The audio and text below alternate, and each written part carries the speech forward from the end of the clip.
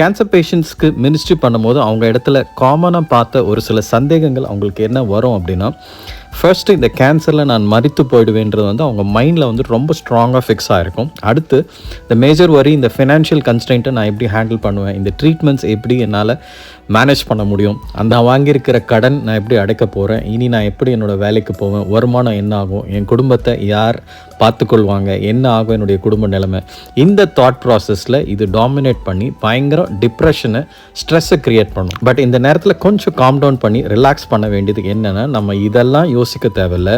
நம்ம யோசிக்க வேண்டியது இந்த கேன்சரில் நம்ம எப்படி இயேசுவின் நாமத்தில் ஜெயிக்க வேண்டும். அப்போ அவருடைய வசனத்தை நோக்கி நம்ம திரும்பிட்டோம்னா இந்த பயம், அவிஸ்வாச எண்ணங்கள்லாம் நம்மளை விட்டு நீங்கிடும்.